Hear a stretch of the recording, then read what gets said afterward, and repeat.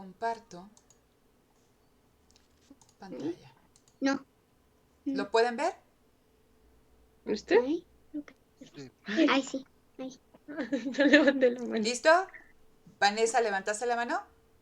Y Sí, perdón, profesora. ¿Quieres preguntar algo, Vanessa? No, solamente es que no sabía cómo se podía levantar la mano. Ah, bueno, ya viste, Pues entonces si quería participar. Sí, gracias. perfecto, de nada. Ok, entonces, bien, ya todos pueden ver, imagino la presentación. Entonces, todo este segundo tema nos va a hacer alusión a cómo se comporta la demanda y la oferta en un mercado competitivo. Partimos de que el análisis de los consumidores y de los productores se va a hacer, como les comentaba, en mercados de competencia perfecta. Entonces, lo primero que ustedes deben de entender es lo que está detrás de esos supuestos para afirmar que la competencia es perfecta. Tenemos diferentes estructuras de mercado. Tenemos competencia perfecta, competencia monopolística, oligopolio, ¿no? Y monopolio. Entonces, aquí tenemos dos extremos, ¿no? Competencia perfecta y monopolio, donde nos dicen que las estructuras en esos mercados operan bajo lógicas diametralmente opuestas. Ahorita lo vamos a comentar, y que entre estos dos grandes extremos vamos a encontrar otro tipo de estructuras de mercado, como es el de la competencia monopolista y como es el del oligopolio, ¿no? Entonces, estas estructuras de mercado vamos a tener una primera aproximación al final del curso, y únicamente, bueno, eso ya lo verán en los cursos posteriores de microeconomía, determinando las diferentes curvas y toda esta cuestión, pero aquí será únicamente para que ustedes conozcan los aspectos generales. Entonces, ¿cuál va a ser el esquema de trabajo en todo este tema? Lo primero que vamos a analizar nosotros, chicos, y es toda esta primera parte del curso, vamos a estar revisando la teoría del consumidor. Vamos, ¿no?, a analizar la demanda.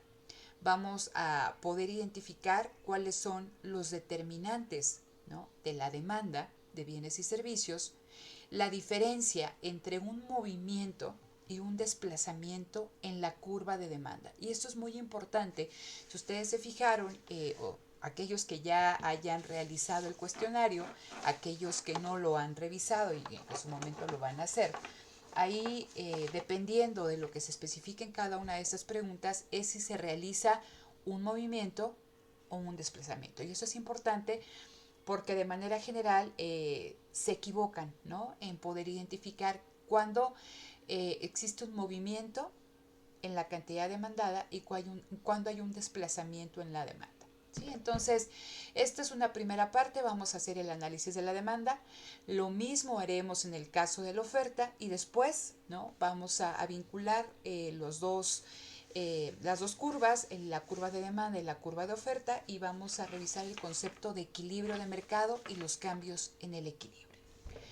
¿Qué conceptos son clave que ustedes identifiquen? Obviamente el de mercado, el de demanda, el de oferta, equilibrio de mercado, precios nominales, precios relativos, ley de la demanda y ley de la oferta, que en teoría ustedes ya tuvieron que revisar todos estos conceptos. Entonces, iniciemos con el primero, ¿no?, el concepto de mercado. ¿Qué recuerdan que decían que era un mercado? ¿Qué es un mercado?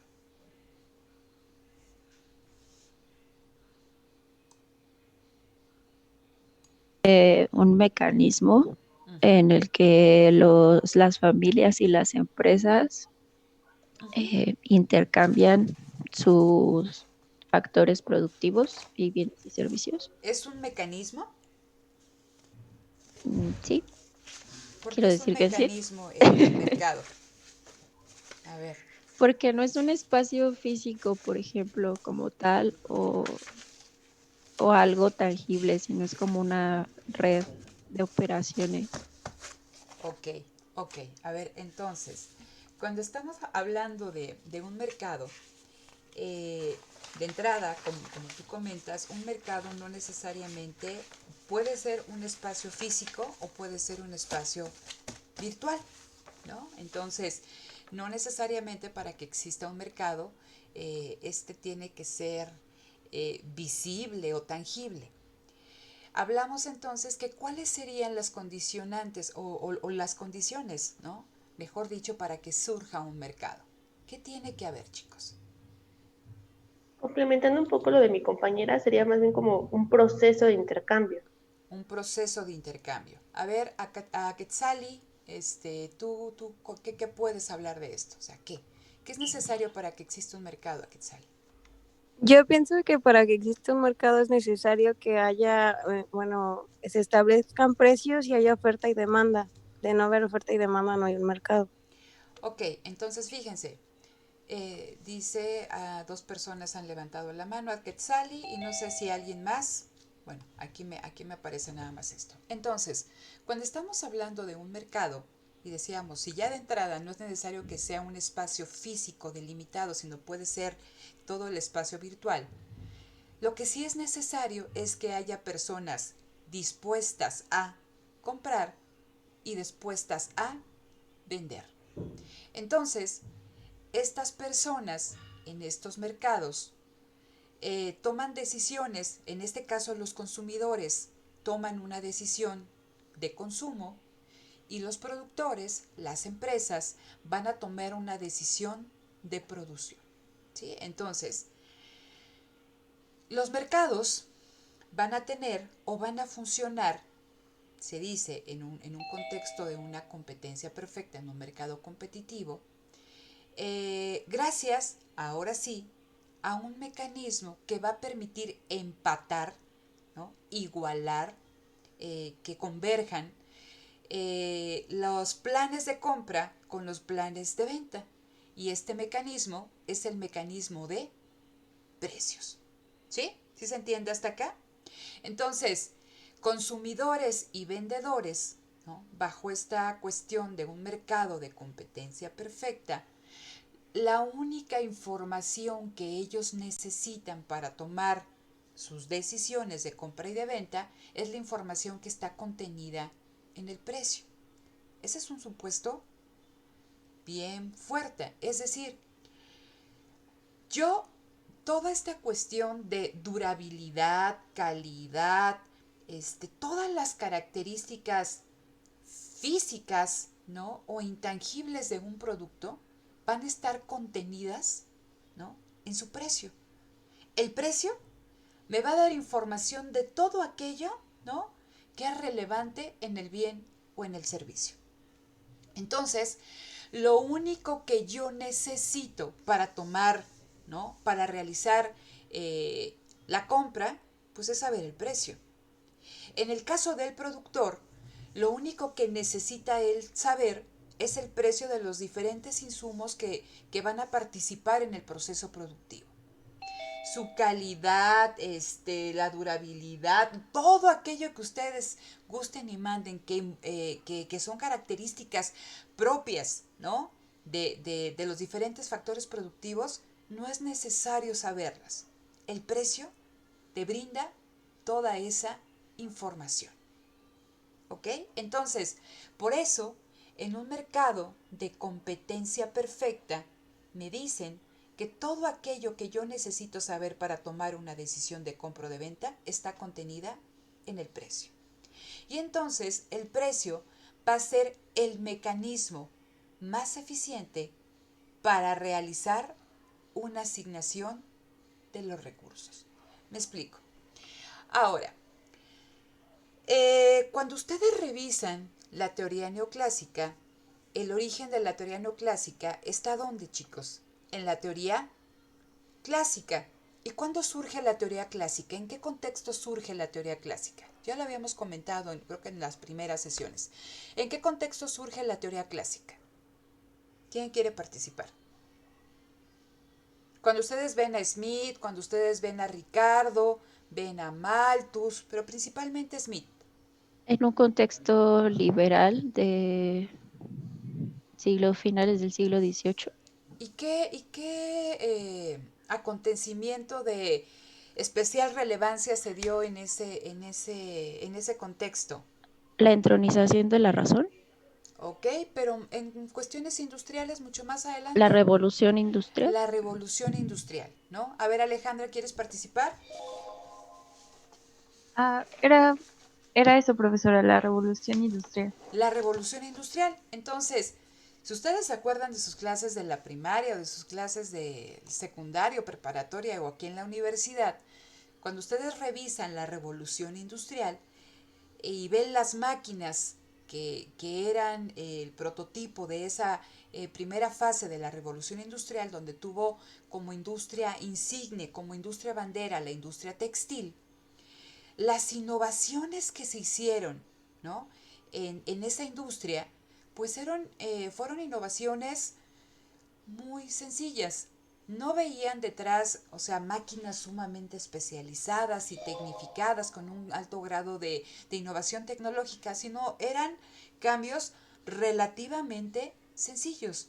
Y esos cambios los estaban implementando pues hombres que anteriormente se encargaban de la operación de esas máquinas, ¿no? Estamos hablando que eran artesanos especializados, ¿no?, en realizar cierta actividad.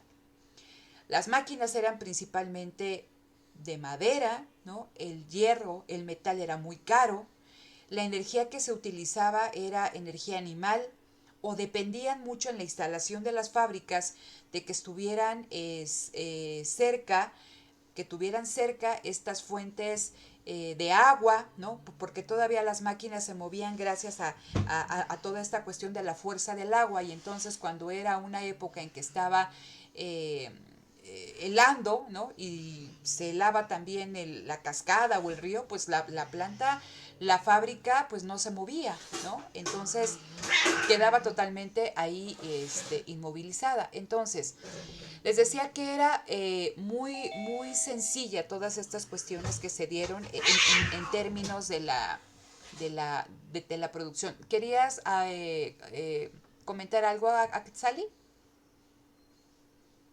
¿O no? ¿No? Ok, es que veo que No, tienes profesora. como veo que tienes la mano levantada, por eso no sé si querías tú participar. Entonces, fíjense, la cuestión detrás de todo esto es que vienen todos los supuestos de competencia perfecta. Me dicen que en el mercado el tipo de empresa predominante en esa estructura industrial son empresas pequeñas y especializadas. ¿Qué significa? ¿No? Que todas las empresas que ustedes van a encontrar pues tienen prácticamente la misma capacidad operativa, que utilizan la misma tecnología, que todos conocen, ¿no?, la información relativa respecto a los precios de los insumos que ustedes necesitan y que ustedes conocen todas las técnicas disponibles en esa industria.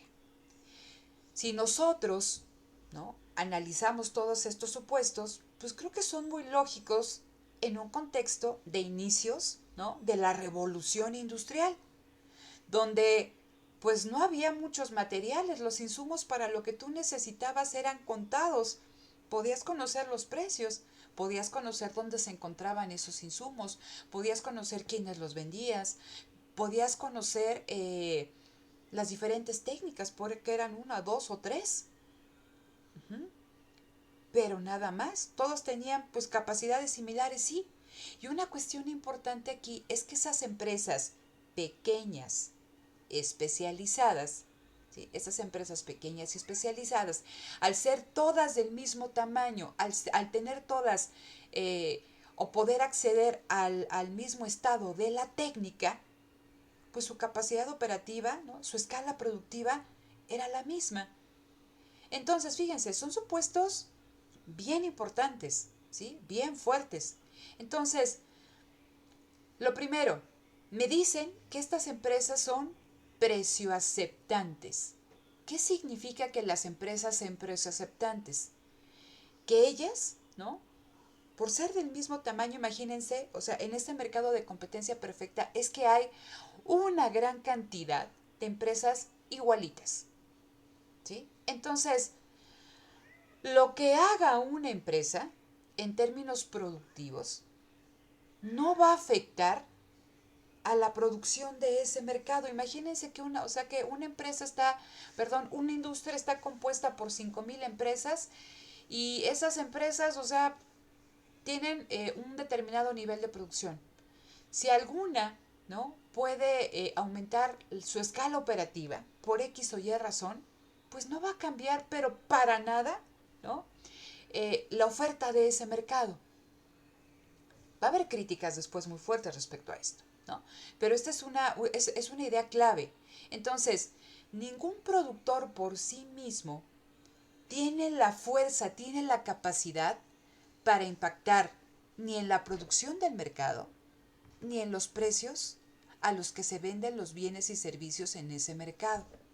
¿Por qué decimos que son precios aceptantes? Porque si ustedes quieren vender, imagínense que van a ir a vender al mercado de Azcapotzalco jitomates, ¿no?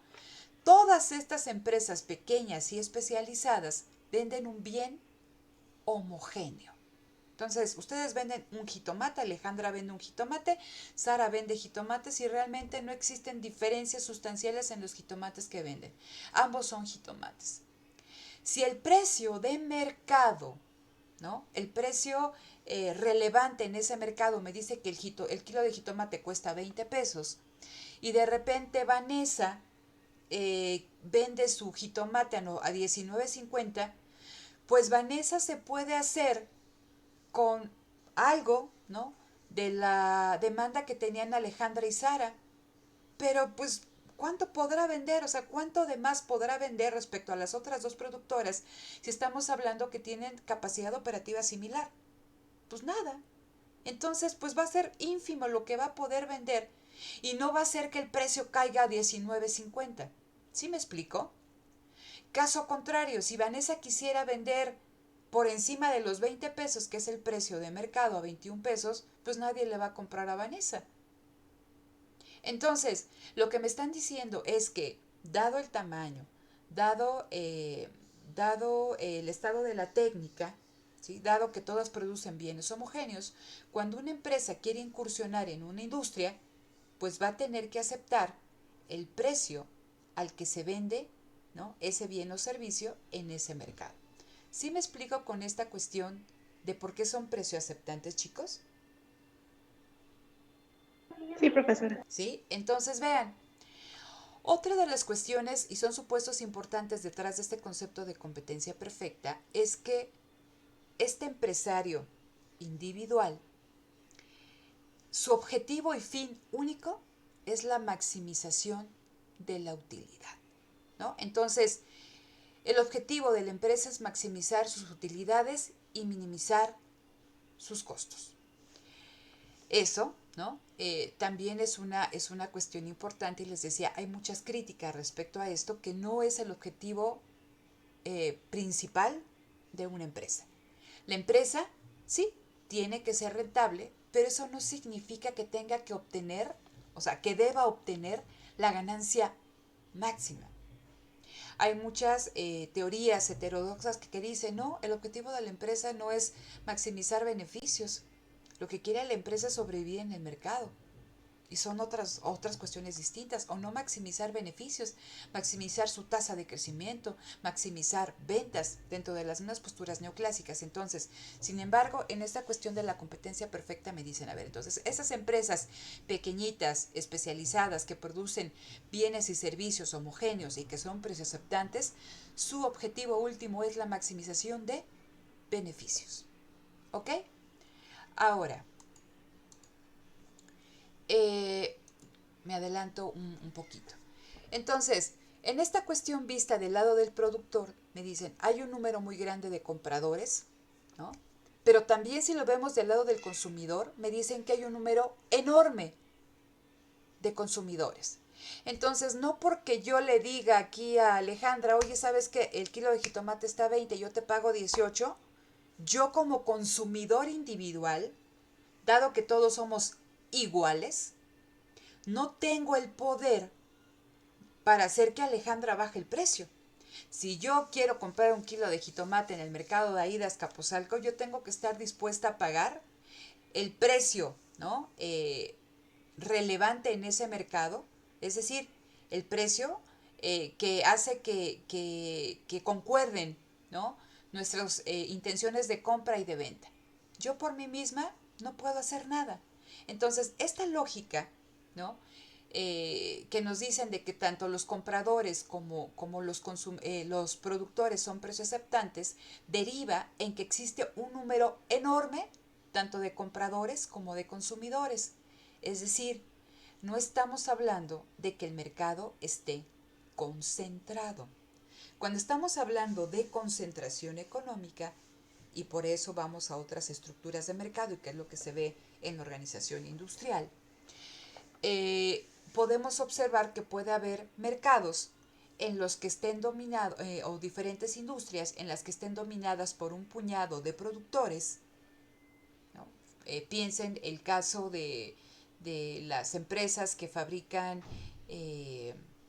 toda esta cuestión de los sistemas operativos para las computadoras, pues tenemos a Microsoft y tenemos a Apple y hay algunas con software libre, pero prácticamente estamos hablando de dos. Entonces estamos hablando que existe una concentración económica en ese mercado, en esa industria. Y también lo mismo sucede en ciertos mercados en términos de los compradores. ¿Quiénes son los mayores compradores de café a nivel internacional? Pues tenemos a Nestlé, podemos tener, ¿cómo se llama?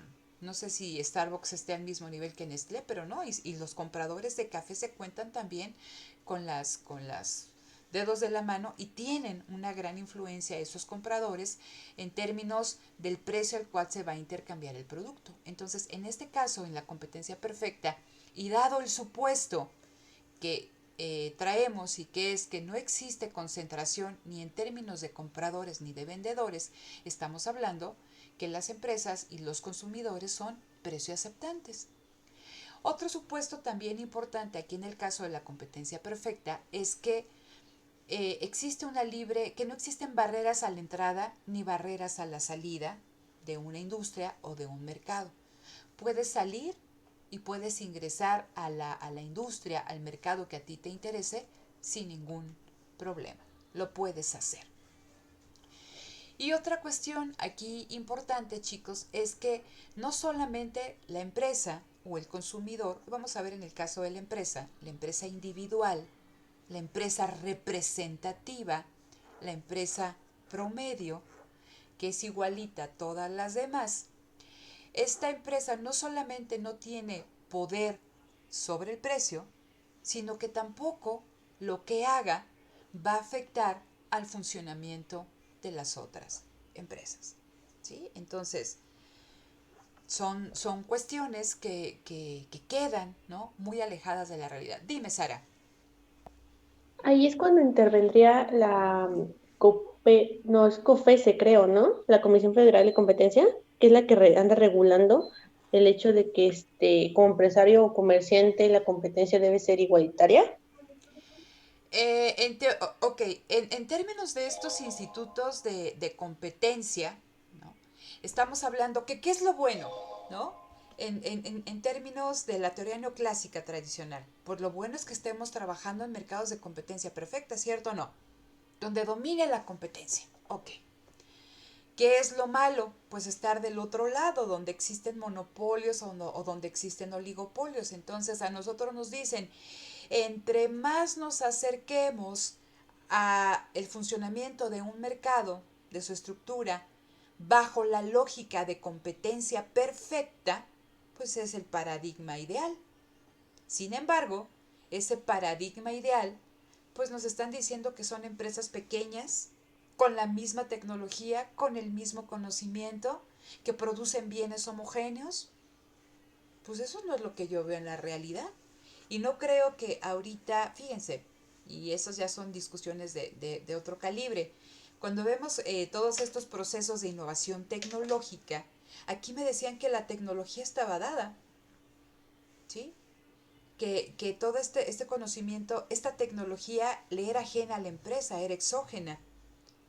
Entonces, ¿ustedes piensan que estas empresas pequeñitas, especializadas y que producen bienes homogéneos pueden llevar a cabo un proceso de investigación y desarrollo? Piensen, y ahí donde están ustedes sentados, tienen una computadora, tienen una tableta, tienen un teléfono inteligente. Pues no. ¿No? Entonces, para llegar simplemente a la pantalla táctil, y si ustedes tenían un celular de estos viejitos o sus papás que todavía andábamos ahí con las teclitas y que, uy, qué esperanzas que pudieras ahí tocar la pantalla, ¿no? Era una pantallita así súper chiquita. Todos estos, y estoy hablando nada más de la pantalla. Ya si nos vamos a toda esta cuestión, simplemente con el teléfono, todos los componentes, ¿no?, que tiene este teléfono son resultado de un proceso de investigación y desarrollo. Y un proceso de investigación y desarrollo, chicos, es totalmente incierto, porque tú estás en A y quieres llegar a B, pero realmente no sabes si vas a llegar o te vas a ir a C, a D, a E, a F, ¿no? Entonces, ¿quién tiene los recursos financieros, humanos, tecnológicos, de conocimiento? No la empresa pequeñita y especializada. ¿Quién lo tiene? La gran empresa. Entonces, todas estas cuestiones que ustedes tienen ahí, pero vecino ustedes, ¿no? La computadora, la tableta, el teléfono, son resultado de procesos de investigación y desarrollo que han derivado de una concentración de empresas, ¿no?, que están concentradas económicamente, de verdaderos oligopolios. Entonces ahí siempre nos han dicho que el oligopolio, ¿no?, es malo en términos de bienestar social. Pues todo lo que tenemos es gracias a que lo ha realizado un oligopolio. ¿Sale? Entonces son cuestiones para pensar. Entonces, fíjense, número muy grande de compradores y vendedores, empresas pequeñas, productoras de bienes homogéneos, el mismo bien, libre entrada y salida de empresas a la industria. Las empresas individuales no tienen influencia sobre los precios, ¿no?, propios ni ajenos, lo cual también es una mentira, ¿no? Y nos hablan, aquí está, ¿no?, una cuestión importantísima. Existe un conocimiento perfecto. ¿De qué? De todo. Conocen todo. Conocen todos los precios relevantes. Conocen todas las técnicas disponibles. Y no solamente eso. Si le agregamos el supuesto de la racionalidad perfecta, y la racionalidad me dicen que este individuo representativo, esta empresa representativa, siempre busca maximizar utilidad, ¿no?, beneficios, siempre va a estar haciendo este trade-off entre beneficio marginal y costo marginal. Entonces, con todo ese conocimiento perfecto, ¿no?, existe la información, el individuo o la empresa no tiene límites cognitivos. O sea, tenemos una supercomputadora en la cabeza y toda esa información la podemos procesar, y para cada una de estas variables, ¿no?, tenemos que hacer este comparativo beneficio-costo y tomamos la mejor decisión. No sé si hice el ejercicio con ustedes de cuando van a un supermercado y van a comprar leche. No me acuerdo, creo que sí, ¿no? ¿O no? No, profesora. ¿Mandé? No, ¿No? no lo había hecho. Ok, entonces, todos sitúense en el supermercado de su preferencia y confianza, ¿sale? Entonces, vayan al pasillo de las leches. ¿Cuántas marcas de leche existen?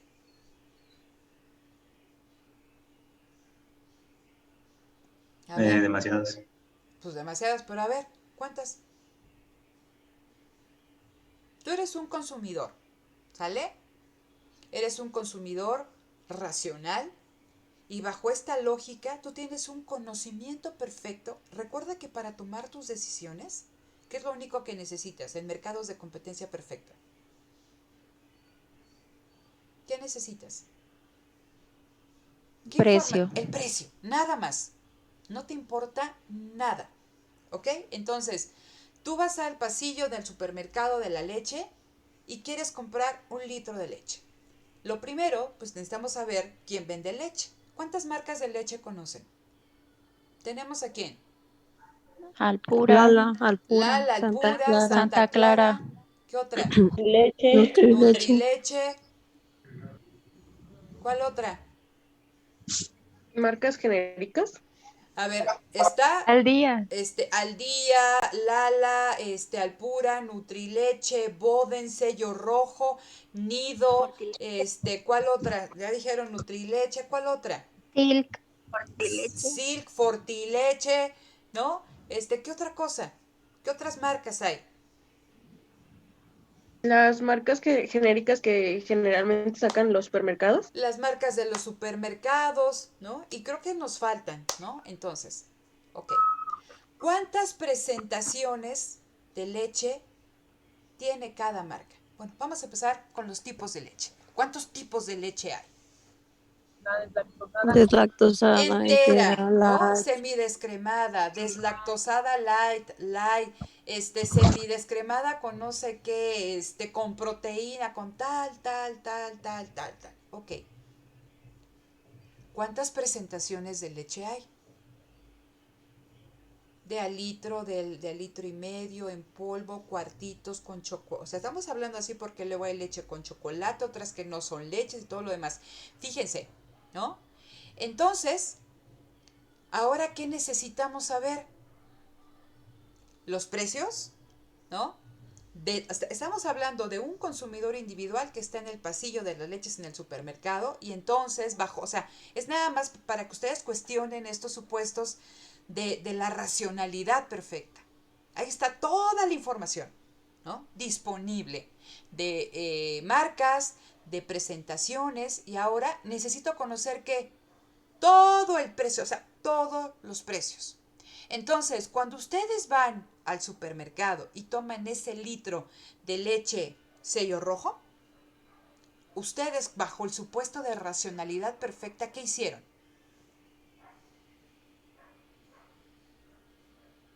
Elegir leche preferente, la que nos conviene.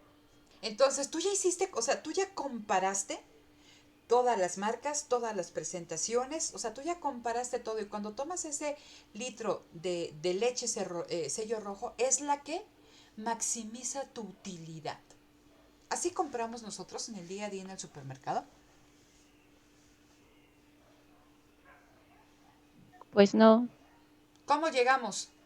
De entrada también es la elección de qué supermercado voy a ir. Pero imagínate, por eso dije, al supermercado de tu confianza, al que tú quieras. Así llegas y pasas por todo el pasillo y ves todas las leches y todas las presentaciones y todos los precios. no. ¿Cómo compras? No, Pues es que por ya tienen como, preferencia también. Ok, por preferencia, entonces, Gustos, digamos. gustos, Viendo la Por el que sea más capacidad de barato. compra que la tenemos, capacidad de compra, ¿no?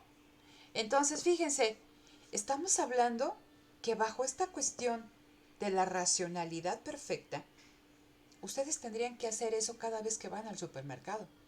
Y eso no es cierto. Y estamos hablando también de que no solamente, como decían sus compañeras, conocen los precios de ese supermercado en términos, pero los precios pueden variar si se van a Soriana, si se van a Superama, si se van a Fresco, si se van a Chedraui Selecto, si se van a la comercial, ¿sí? La misma leche, la misma presentación, la misma marca varía dependiendo del supermercado y también dependiendo de la región. Quizá esté más cara en Sonora que en Chiapas, pero ese es el supuesto que se trae atrás, que existe una información perfecta, está ese conocimiento perfecto, por eso dice ahí, de atributos y de precios del bien y servicio. Y si le agregan la racionalidad perfecta, ustedes tienen la capacidad cognitiva para procesar toda esa información y elegir una. Uh-huh. Por eso, ahorita que estábamos hablando del contexto en el que surgieron las teorías clásicas, antes de la revolución industrial pensé en la entronización de la razón, porque justo es, creo que uno de los supuestos más fuertes, pensar que todos actúan y deciden las cosas de manera racional. De manera racional, claro, ¿no? Porque eso es racionalidad. No siempre actuamos de una forma racional. Y ahí hay material para rato, ¿no? Pero entonces es simplemente que ustedes a este nivel se empiezan a cuestionar todos estos supuestos de la competencia perfecta. ¿Sale? Entonces, Ese es el paradigma ideal en el cual nosotros vamos a tratar de acercarnos, ¿no? ¿Cómo elige la empresa la cantidad que lleva al mercado, chicos? Porque me están diciendo que en los mercados de competencia perfecta, la asignación de los factores productivos se realiza vía el mecanismo de precios. ¿Cómo creen que esto interfiere o que esto se involucra con la cantidad que produce una empresa y que lleva al mercado? ¿Cómo piensan? ¿Por qué me dicen que que el sistema de precios es el mecanismo más eficiente para asignar los recursos productivos, los factores productivos escasos? ¿Quién? ¿Quién levanta la mano? Ya tuvieron un primer acercamiento con la micro, ¿no? Con todas estas cuestiones en su curso. ¿Cómo se llama? ¿Introducción a la economía? Sí. Sí, ok. Entonces, ahí vieron estas cuestiones de por qué bajo la teoría neoclásica el sistema de precios es el mecanismo más eficiente para asignar recursos.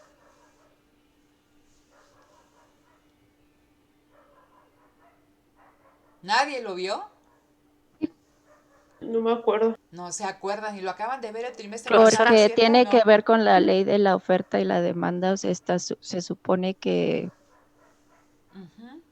no, o sea, porque se determina cuánto estás dispuesto a pagar por un bien de acuerdo a la cantidad del bien que tengas. Ok, por ahí vamos a ver, Alejandra.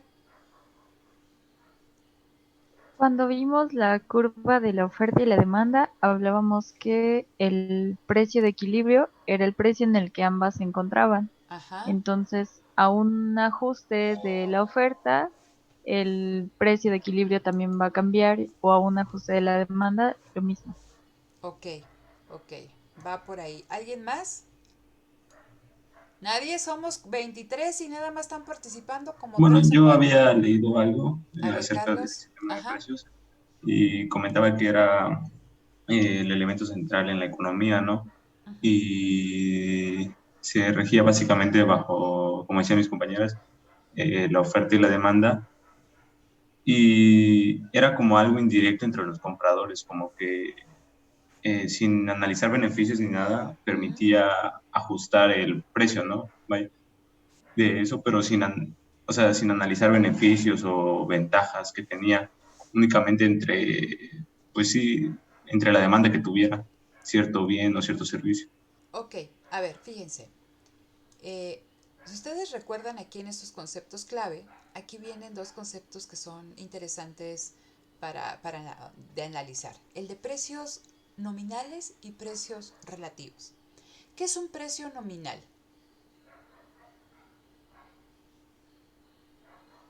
¿Qué es un precio nominal, chicos?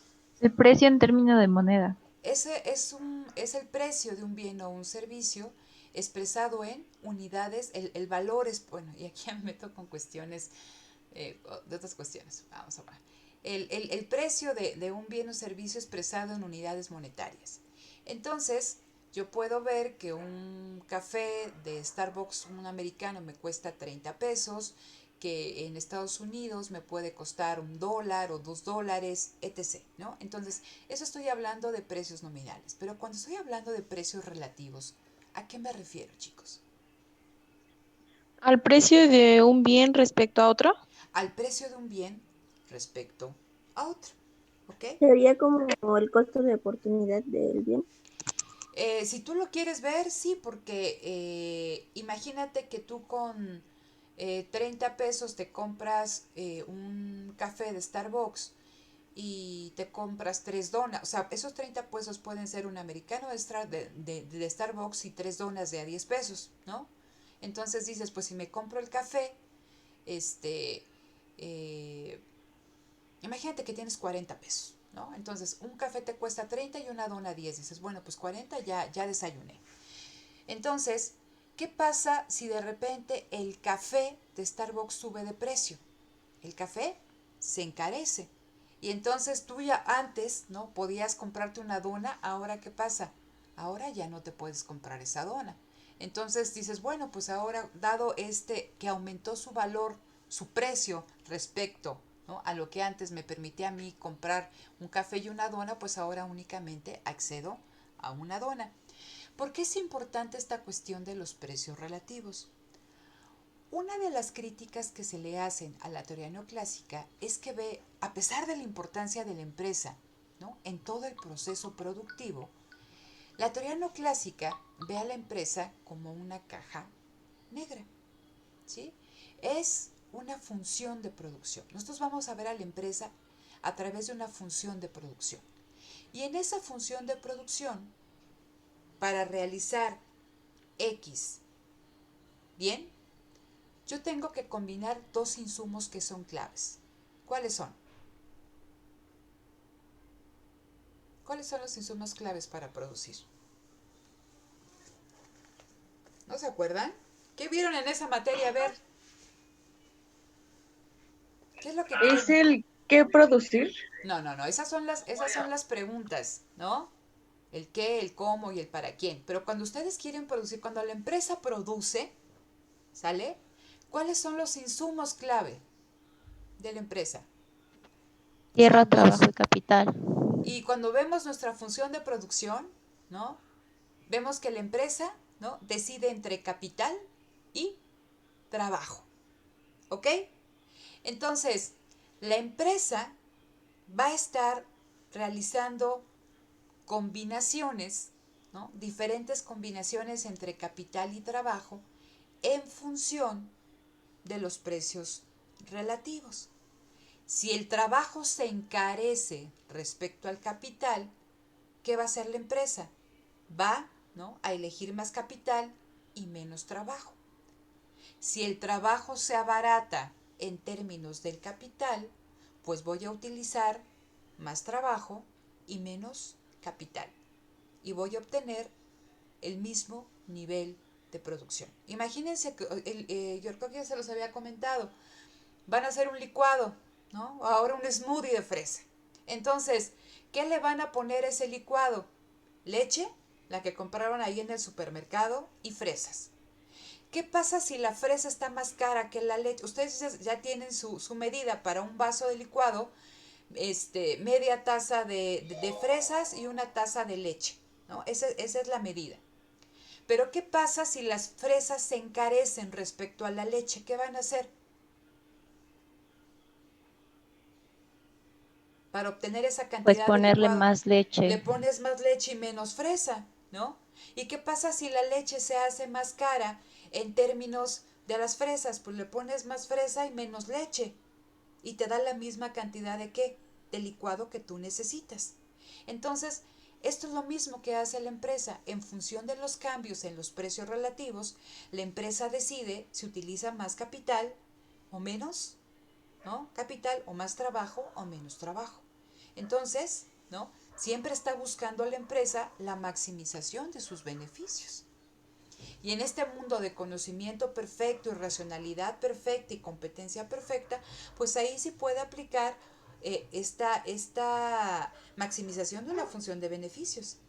Pero en un mundo donde no existe ni la información completa, perfecta, ni existe conocimiento perfecto, ni existe racionalidad perfecta, la empresa dista mucho de maximizar, ¿no? De poder maximizar. Entonces, bajo esta lógica, chicos, ¿sí?, la empresa más menos. Y eso es o sea, así hace que una asignación deficiente de sus recursos en función de cómo cambian los precios relativos. ¿Sale? Ahora piensen esta otra cuestión. Si yo me dedico a producir mermelada y necesito agua, fruta y azúcar, y también, ¿no?, entonces yo con eso obtengo una tasa de ganancia del 10% en el mercado de las mermeladas, y de repente veo que en el mercado de los jugos la tasa de ganancia es del doble, del 20%. Y digo, ay, ¿por qué?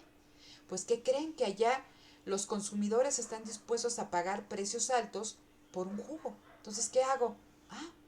Los precios son más altos allá, y dado que no existen barreras a la entrada ni a la salida de ciertas industrias o mercados, pues ¿no? reasigno factores productivos que antes estaban destinados a la producción de mermelada y los reasigno ¿a dónde? A la producción de jugos. ¿Por qué? Porque ahí voy a ganar más. Tengo el incentivo, y lo vamos a ver cuando estemos viendo la ley de la oferta, tengo el incentivo ¿para qué? Para moverme a ese mercado porque los precios son más altos y puedo ganar más. Pero lo mismo que hago yo, ¿no? Hacen otros productores y entonces todos vamos en desbandada al mercado de jugos y esa ganancia que era el doble, pues al final va a ser la misma que existe en el mercado de las mermeladas. Dime, Carlos, ¿quieres participar? ¿No? ¿Carlos Darío? Ah, sí, ya. Nada, era lo mismo que iba a decir usted, de que le iba a comentar que si el crecimiento económico no iba a ser menor, porque ya vi que decía de que existen empresas que tienen una ventaja comparativa o una ventaja comparativa dinámica respecto a otras en la producción de bienes y servicios. Entonces, como decía, de que al cambiarse del mercado de mermeladas al de jugos, Ajá.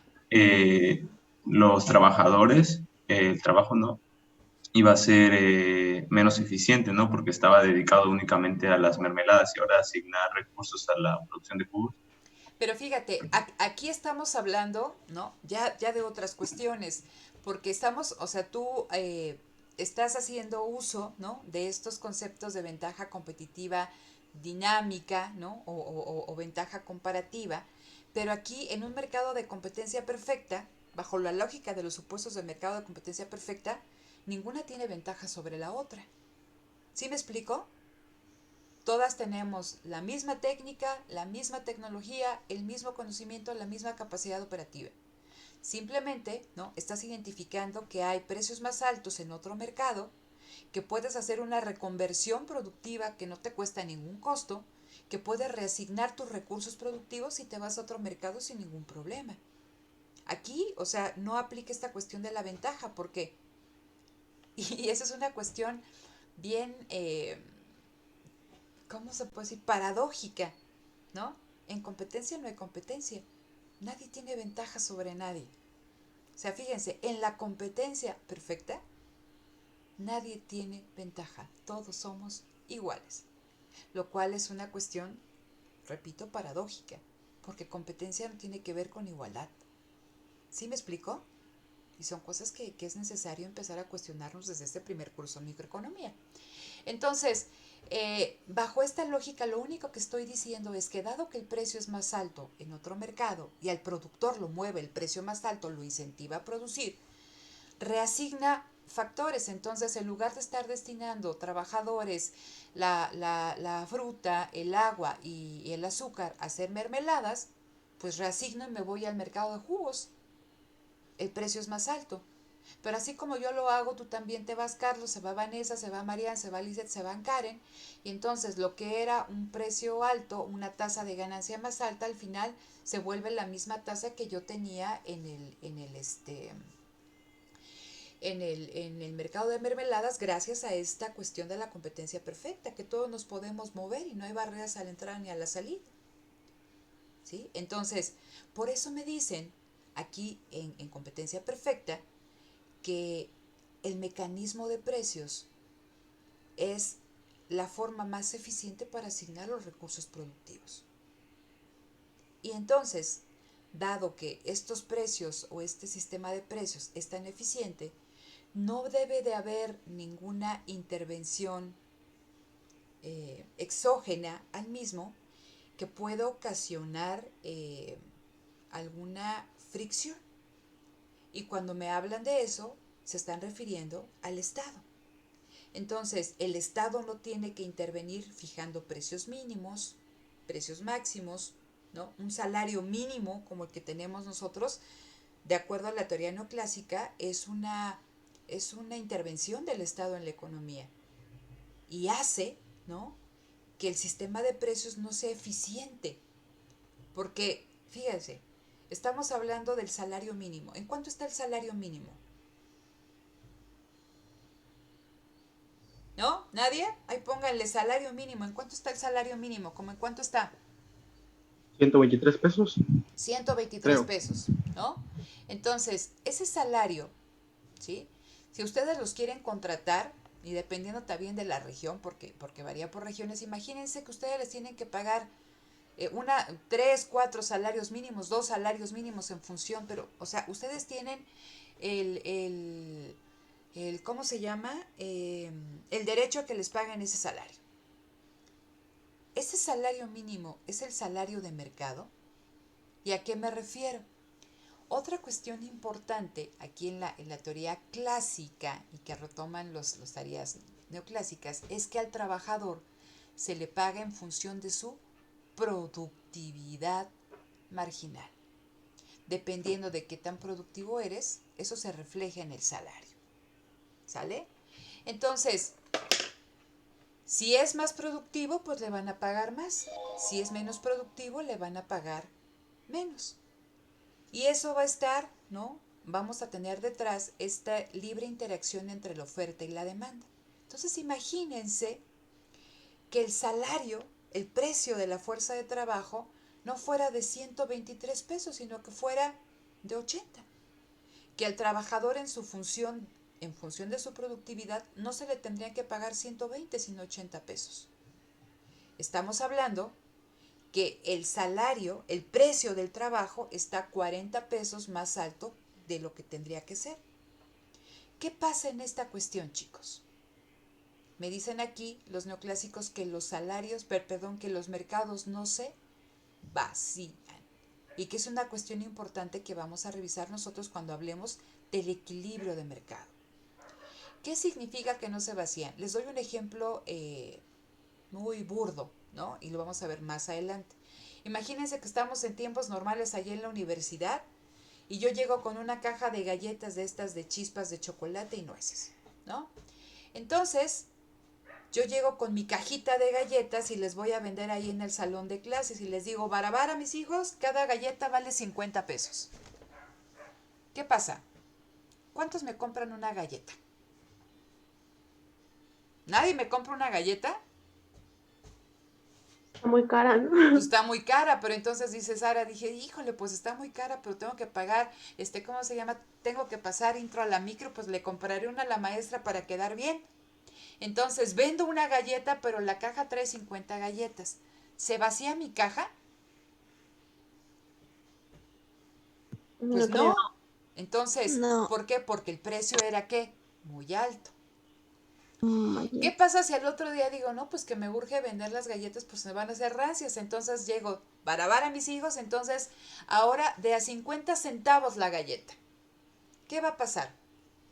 Se va a vender. Pues se va a vender igual y que hasta me van a faltar galletas, ¿no? Porque pues me da de a 2, me da de a 3, me da de a 5.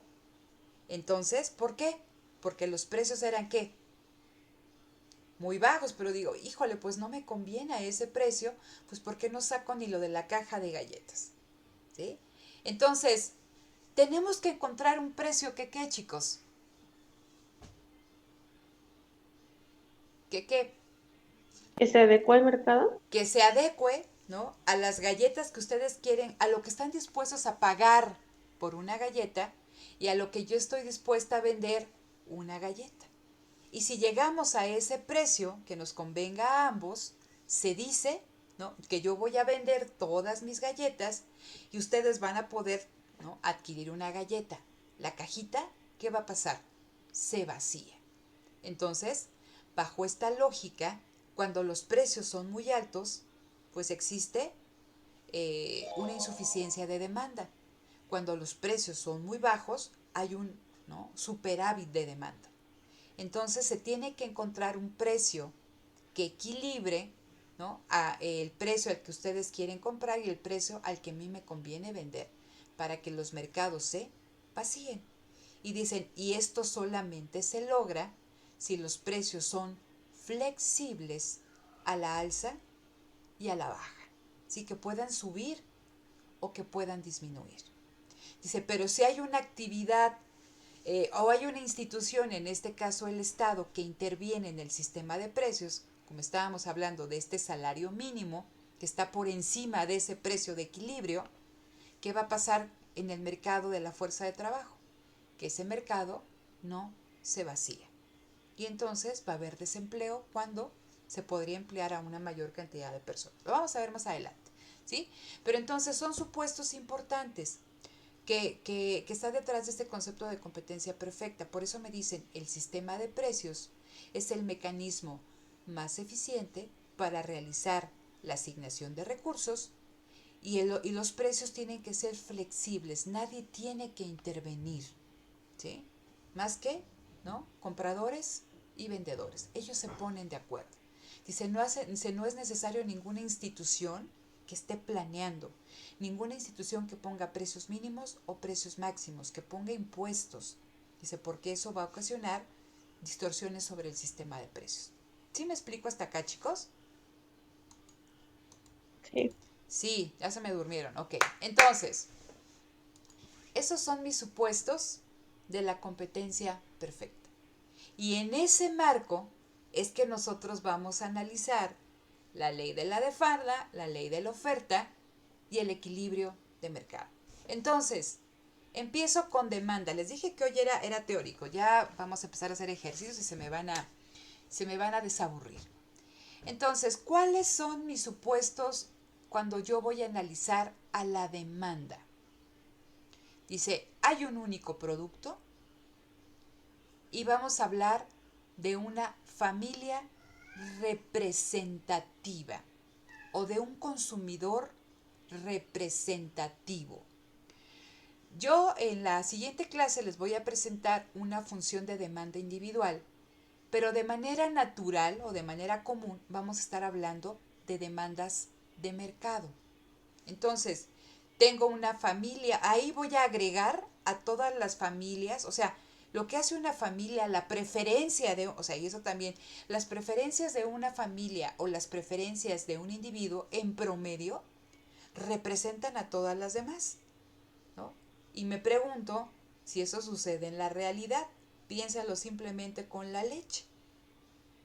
Algunos, ¿no?, tienen preferencia por la deslactosada, otras por la leche entera, otros por la leche light. Pero decimos que las preferencias y las elecciones de una familia, de un individuo, nos representan, ¿sí? Entonces, eso está totalmente alejado de la realidad. No se puede hacer esa agregación. Pero un supuesto aquí en la teoría ortodoxa es que sí se puede hacer. Y que existe una familia representativa o un consumidor representativo que va a demandar un único producto. Ahora bien, esto lo decía Parkin, lo que está aquí como en verde bosque. Dice, ¿cuándo se va a efectuar una demanda? Dice, cuando el bien y servicio se desea, cuando se puede pagar y cuando existe un plan de compra, ¿sí? Dice, son los tres elementos detrás de la demanda.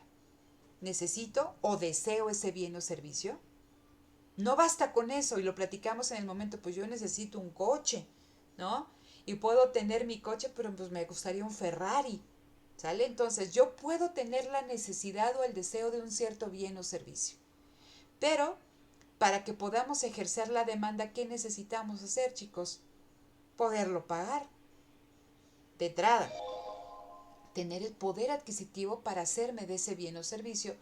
Y lo segundo, que exista un plan de compra. Vamos a platicar qué es un plan de compra, ¿no? Estar dispuestos, o sea, puedo y estoy dispuesto a pagar por ese bien o servicio. ¿Qué factores van a influir en la demanda? ¿Cuál es el primer factor en el que ustedes se fijan? Precio. El precio, pero no es el único, ¿sale? ¿Qué otras cosas? ¿De qué dependerá nuestra demanda? De los gustos. Fíjense, exactamente, ahí viene una serie de determinantes de la demanda. El primerito es el precio, pero también depende de nuestros gustos y de nuestras preferencias, ¿no? Tú puedes decir, pues la leche Santa Clara está 10 pesos más cara aquí, pero me gusta, ¿no? Está bien. Depende también de qué, de tu ingreso actual y tu ingreso futuro. Porque cuando nosotros esperamos que nos paguen algo o cuando vamos a tener un empleo que nos van a dar el domingo o van a ir a ver al abuelito o al tío, les van a dar la herencia, sus patrones de consumo cambian, ¿sí o no? porque tú estás esperando tener un mayor ingreso. También cambia en función de la riqueza. Acuérdese que aquí estamos hablando de que la riqueza es una variable, no, es un stock. El ingreso es un flujo. Entonces, dependiendo también de qué tan rico eres, tus patrones de consumo van a ser distintos. También, no solamente, fíjense, cuando hablamos de un bien o un servicio, estamos hablando que ese bien o servicio tiene bienes sustitutos. ¿Cuál será el sustituto de un bien, de un café de Starbucks, chicos? De un americano de Starbucks.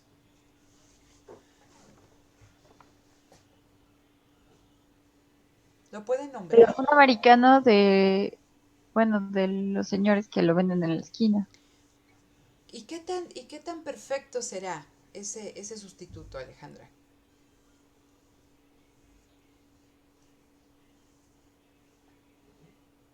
¿No?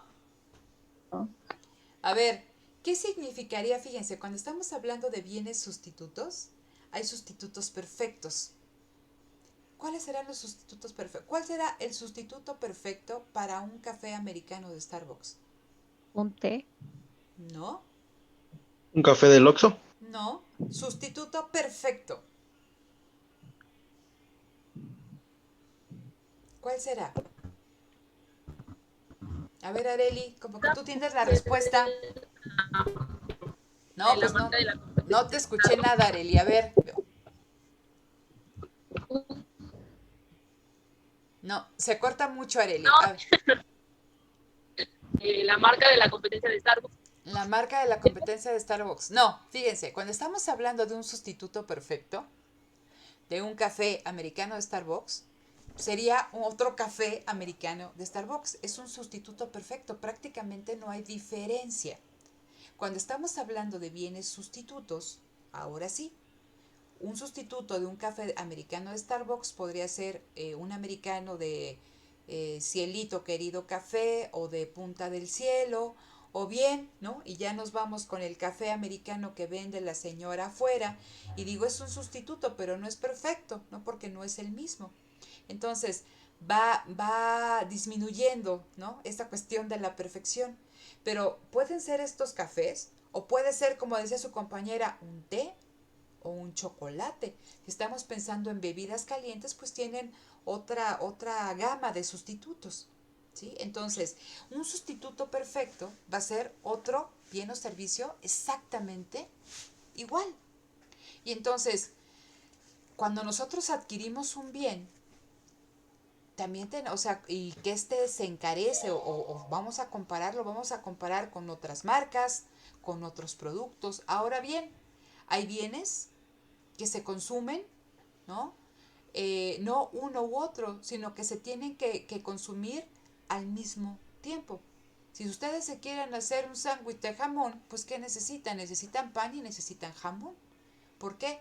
Porque se consumen conjuntamente. Entonces, cuando ustedes toman, ¿no?, la decisión de comprar cierta cantidad de jamón, es porque ustedes comparativamente también saben cuál es el precio, ¿no?, del pan de caja, y también en función de eso es si demandan más jamón o demandan más pan, ¿no?, etc. Entonces, fíjense, todos estos factores influyen en la demanda. Gustos y preferencias, precios de otros productos, ¿no?, sustitutos o complementarios, la riqueza, el ingreso, el precio, las expectativas. Y por eso les decía que aquí entra esta cuestión del futuro. Lo vamos a platicar mucho mejor cuando estemos hablando de esta cuestión de la ley de la demanda, ¿sí? Entonces, esta es la última presentación con la que terminamos el día de hoy. Y el concepto que quiero que ustedes identifiquen, que no es lo mismo demanda que cantidad demandada, ¿sí? ¿Qué vamos a entender por cantidad demandada? Me dice, es la cantidad de bienes y servicios que un individuo o una familia, dice, compraría si pudiera comprar todo lo que desea a los precios actuales del mercado. Cuando ustedes ven estas tablitas, ¿no?, de demanda donde viene precio y cantidad y dicen un precio de 10, 0 unidades se demandan. A un precio de 9 se demanda 1 unidad. Lo que ustedes están viendo, eso es un plan de demanda. Es lo que estaría, y aquí tengo una, fíjense. La pueden ver aquí, ¿cierto? Tengo dos variables que me están relacionando ¿qué? ¿No? Acabamos de ver los determinantes de la demanda. Y me dicen, lo primero en que se fijan las personas es en el precio. Entonces, su cantidad demandada está en función ¿de qué? Del precio. Pero existen otros factores que también van a influir en la cantidad, en la demanda de un producto. Pero decimos, a ver, vamos a suponer que todos esos factores, ¿no?, se encuentran constantes y nos vamos a enfocar en el efecto o en la relación que existe entre el precio y la cantidad demandada. ¿Sale? Entonces yo hago esta abstracción de la realidad y me digo, lo único que va a impactar en la cantidad demandada es el precio. Y todo lo demás permanece constante. Entonces, cuando me dicen que a un precio de $8, ¿no?, el litro de gasolina, ese es un ejemplo, creo que viene en parking. A un precio de $8 el litro de gasolina se demandan 0 litros de gasolina, me están diciendo que las personas no están dispuestas a comprar ni un litro de gasolina a un precio de $8. Que a un precio de $7, ¿no?, en ese mercado, en el mercado de la gasolina, se están dispuestos, o sea, se está dispuesto los consumidores o el consumidor individual a demandar 2 litros a la semana. Y así nos vamos. Y vean que a cada precio corresponde una cantidad. ¿Sale? Y esto lo podemos ver gráficamente en que cada una de estas combinaciones en esta gráfica son coordenadas.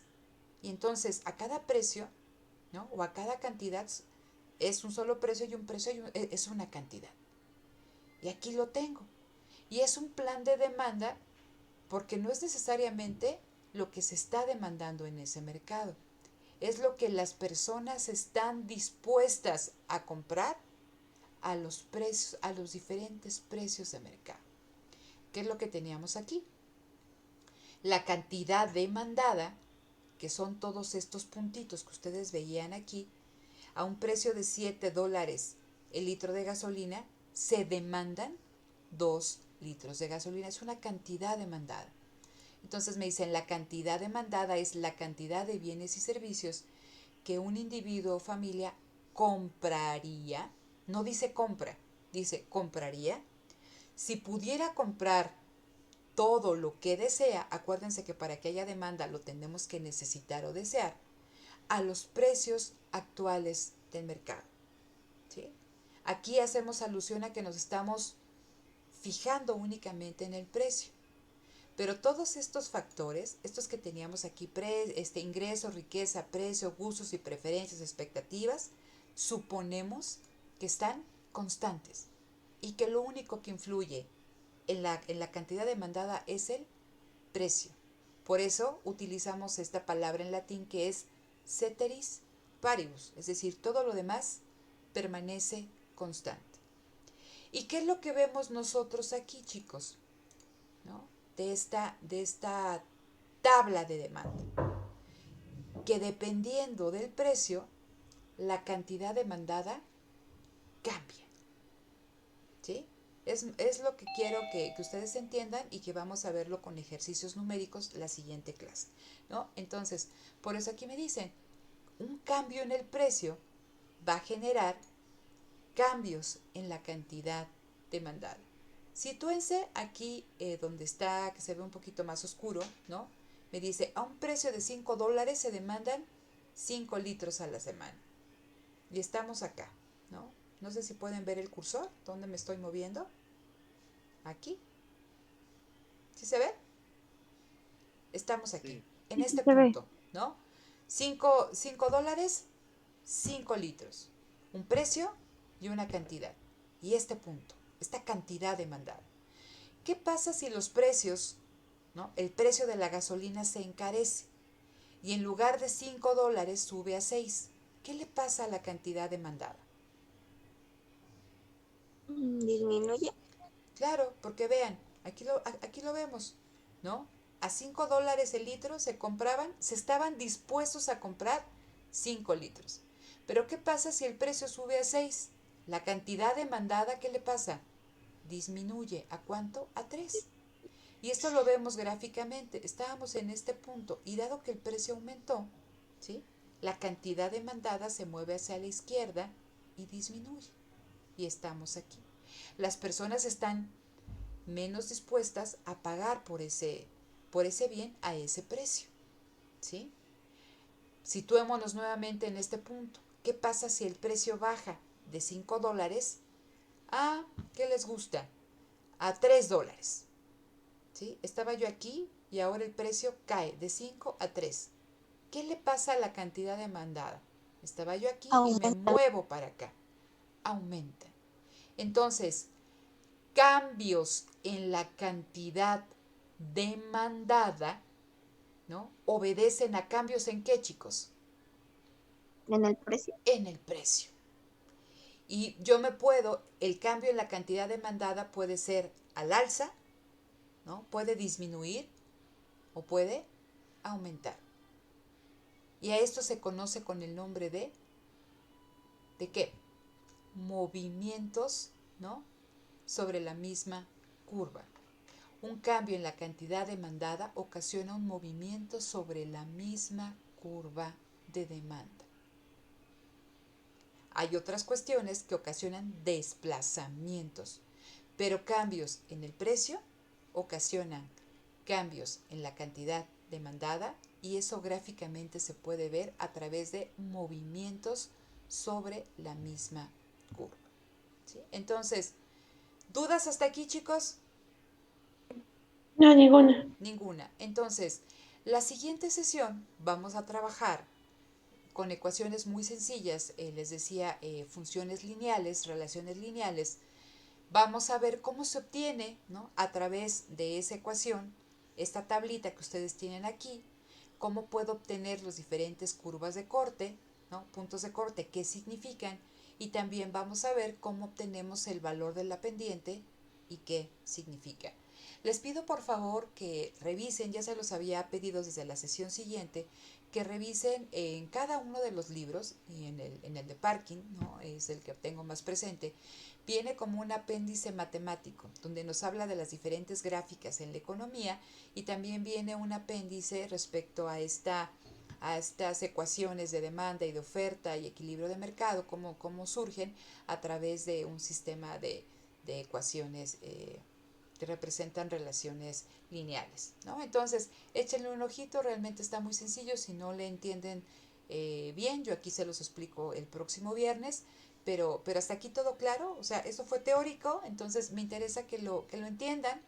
Yo creo que con las ecuaciones va a quedar mucho más sencillo y así como lo hicimos en el caso de la demanda, lo vamos a ver en el caso de la oferta y ya equilibrio de mercado. Pero hasta acá todo bien.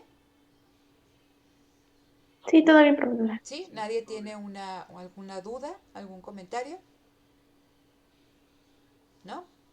Entonces, recuerden que estamos contando participaciones. Hoy las participaciones, miren, con las palmas, con los dedos de la mano, ¿no? Entonces, al final es importante porque eso les da derecho a examen. Entonces, participen.